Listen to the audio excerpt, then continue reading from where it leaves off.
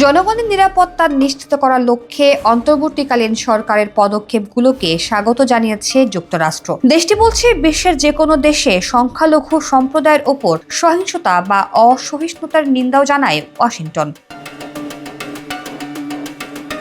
মার্কিন পররাষ্ট্র দফতরের ব্রিফিংয়ে ফের বাংলাদেশ প্রসঙ্গ উঠে এসেছে।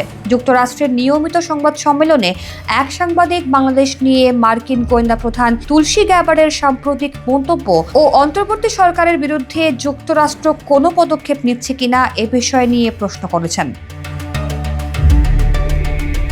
ওই প্রশ্নকারী বলেন, মার্কিন গোয়েন্দা প্রধান তুলসী গ্যাবার্ড বাংলাদেশে ইসলামী চরমপন্থার ক্রমবর্ধমান হুমকি এবং ইসলামী খেলাফত প্রতিষ্ঠার প্রচেষ্টা সম্পর্কে সতর্ক করেছেন।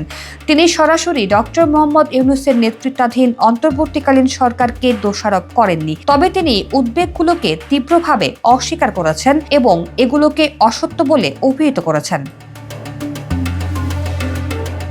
প্রশ্নের জবাবে মার্কিন পররাষ্ট্র দফতরের মুখপাত্র ট্যামি ব্রুস বলেন, আমরা যে কোনো দেশে সংখ্যালঘু সম্প্রদায়ের সদস্যদের প্রতি সহিংসতা বা অসহিষ্ণুতার যে কোনো ঘটনার নিন্দা জানাই এবং বাংলাদেশের সকলের নিরাপত্তা নিশ্চিত করার জন্য দেশটির অন্তর্বর্তীকালীন সরকার কর্তৃক গৃহীত পদক্ষেপগুলোকে স্বাগত জানাই। আমরা এটাই দেখেছি, এটাই আমরা প্রত্যাশা করি এবং এটা অব্যাহত থাকবে।